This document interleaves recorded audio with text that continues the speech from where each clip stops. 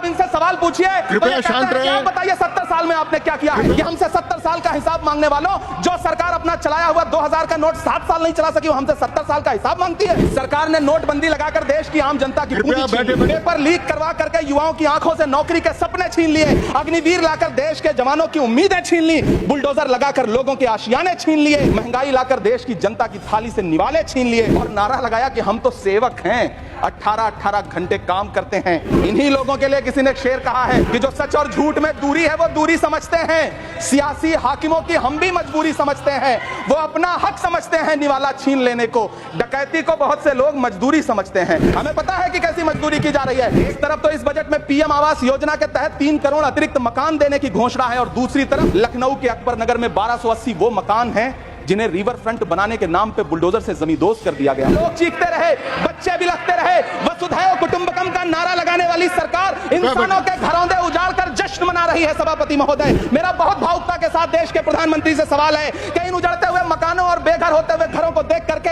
आपको नींद कैसे आती है, आप सो कैसे पाते हैं? मेरा सवाल है इस देश के प्रधानमंत्री से, या तो लोगों के घरौंदे उजाड़ना बंद करिए या फिर करोड़ों मकान बनाने की झूठी घोषणाएं करना बंद करिए। इलेक्टोरल बॉन्ड खरीदने वालों के नाम छुपाने वाली सरकार इन दिनों आम के ठेला लगाने वालों के नाम जानना चाहती है। मुझे तो होटलों, ढाबों या आम के ठेलों पर नेम प्लेट लगवाने वालों से पूछना है कि कभी खून की बोतल पर देखा है किसी का नाम लिखा हुआ? मुझे पूछना है कि क्या कोरोना के दौरान अपनी उखड़ती हुई सांसों के लिए ऑक्सीजन तलाशने वाले किसी इंसान ने ऑक्सीजन लाने वाले किसी इंसान से पूछा था कि ऑक्सीजन लाने वाला इंसान है? अपने शीश महलों में बैठे हुए सरकार के सांसद और मंत्री कह रहे हैं कि महंगाई कम हो रही है। संसद की कैंटीन से बाहर निकल करके एक चाय का कप खरीदिए, तब समझ में आएगा कि महंगाई कम हो रही है या बढ़ रही है। किसी एक दिन अपनी किसी मजदूर की तरह अपनी दिन भर की दिहाड़ी लेकर के बाजार जाइए और अपने बच्चों के लिए राशन खरीदिए, तब पता चलेगा कि महंगाई कम हो रही है या नहीं हो रही है। यहाँ बैठ करके बड़ी बड़ी बातें करना आसान है। ये चूनर धानी भूल जाते, ये पुरवा की रवानी भूल जाते, जो आकर 4 दिन गांव में रहते तो सारी लंतरानी भूल जाते।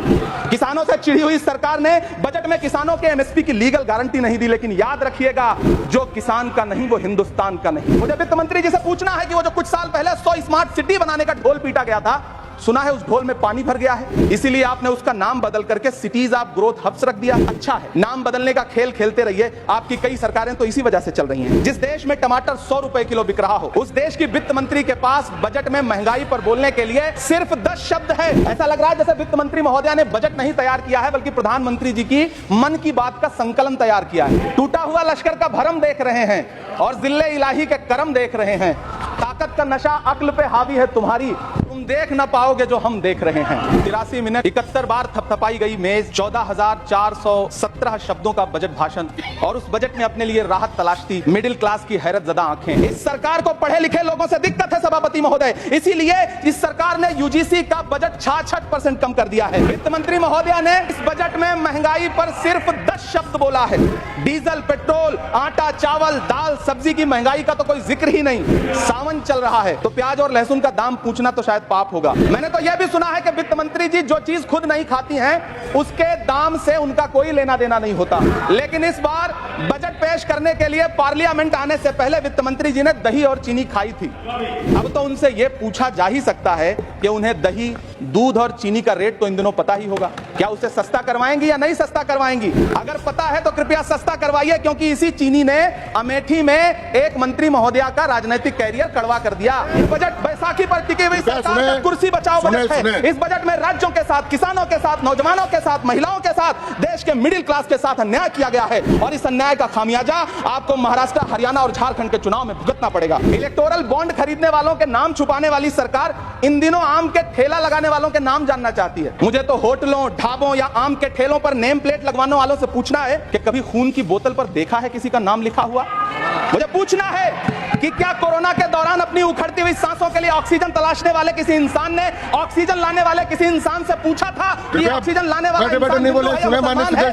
मुझे पूछना है कि लावारिश लाशों के लिए कोरोना में काम देने वाले, चिताओं के लिए लकड़ियां सजाने वाले किसी इंसान से पूछा गया था उसका नाम, उसका मजहब? लेकिन इन दिनों पूछा जा रहा है सभापति महोदय। अफसोस, देश के प्रधानमंत्री जी ने कभी न टूटने वाली चुप्पी ओढ़ ली है। जनता ने 63 सीटें कम क्या कर दी? ये सरकार तो अमृतकाल का नाम लेना ही भूल गई। ये भूल गई है अमृतकाल को, ये भूल गई है मनरेगा को, ये भूल गई है मौलाना आजाद नेशनल फेलोशिप को, ये भूल गई है मणिपुर को, ये भूल गई है महाराष्ट्र को। प्रधानमंत्री जी तो महाराष्ट्र से बदला लेने पर उतर आए।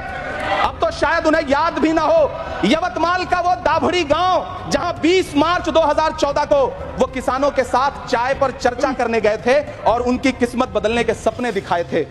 उसी यवतमाल में पिछले 6 महीने में 132 किसानों ने आत्महत्या की है। महाराष्ट्र में हर महीने 209 किसान आत्महत्या कर रहे हैं। राज्य सरकार द्वारा सौंपा गया आंकड़ा बताता है कि 1 जनवरी से 31 मई के बीच 1046 किसानों ने आत्महत्या की है। लेकिन अफसोस, इस बजट में महाराष्ट्र के किसानों के लिए कुछ भी नहीं है। किसानों से चिढ़ी हुई सरकार ने बजट में किसानों के एमएसपी की लीगल गारंटी नहीं दी। लेकिन याद रखिएगा, जो किसान का नहीं वो हिंदुस्तान का नहीं। मुझे वित्त मंत्री जी से पूछना है कि वो जो कुछ साल पहले 100 स्मार्ट सिटी बनाने का ढोल पीटा गया था, सुना है उस ढोल में पानी भर गया है, इसीलिए आपने उसका नाम बदल करके सिटीज ऑफ ग्रोथ हब्स रख दिया है। अच्छा है, नाम बदलने का खेल खेलते रहिए, आपकी कई सरकारें तो इसी वजह से चल रही हैं। इस सरकार को पढ़े लिखे लोगों से दिक्कत है सभापति महोदय, इसीलिए इस सरकार ने यूजीसी का बजट 66% कम कर दिया है। इकोनॉमिक कॉरिडोर बनाने से किसी राज्य का विकास नहीं होगा, विकास होगा स्वास्थ्य और शिक्षा के बुनियादी मुद्दों के लिए बजट देने पर। सभापति महोदय, एक तरफ तो इस बजट में पीएम आवास योजना के तहत 3 करोड़ अतिरिक्त मकान देने की घोषणा है और दूसरी तरफ लखनऊ के अकबर नगर में 1280 वो मकान हैं जिन्हें रिवर फ्रंट बनाने के नाम पे बुलडोजर से जमींदोज कर दिया गया। सभापति महोदय, लोग चीखते रहे, बच्चे बिलखते रहे, वसुधैव कुटुंबकम का नारा लगाने वाली सरकार इंसानों के घरौंदे उजाड़ कर जश्न मना रही है। सभापति महोदय, मेरा बहुत भावुकता के साथ देश के प्रधानमंत्री से सवाल है कि इन उजड़ते हुए मकानों और बेघर होते हुए घरों को देख करके आपको नींद कैसे आती है, आप सो कैसे पाते हैं? मेरा सवाल है इस देश के प्रधानमंत्री से, या तो लोगों के घरौंदे उजाड़ना बंद करिए या फिर करोड़ों मकान बनाने की झूठी घोषणाएं करना बंद करिए। यह बजट झूठ का पुलिंदा है, यह बजट आपके पिछले साल के बजट का कट कॉपी पेस्ट है। यह बजट हमारे चुनावी घोषणा पत्र की नकल करने की एक बेईमान कोशिश है। लेकिन कहावत है ना कि नकल के लिए भी अकल चाहिए। मेरे हाथ में एक तरफ न्याय पत्र है जो हमारा है और दूसरी तरफ अन्याय पत्र है जो आपका है। इस सरकार को आलोचना सुनने की आदत नहीं है सभापति महोदय। जब आप इनसे सवाल पूछिए तो ये कहते हैं कि आप बताइए 70 साल में आपने क्या किया है। मैं तो इस सदन में कहना चाहता हूं सभापति महोदय कि हमसे 70 साल का हिसाब मांगने वालों, जो सरकार अपना चलाया हुआ 2000 का नोट 7 साल नहीं चला सकी, वो हमसे 70 साल का हिसाब मांगती है। ये बजट बैसाखी पर टिकी हुई सरकार का कुर्सी बचाओ बजट है। इस बजट में राज्यों के साथ, किसानों के साथ, नौजवानों के साथ, महिलाओं के साथ, देश के मिडिल क्लास के साथ अन्याय किया गया है और इस अन्याय का खामियाजा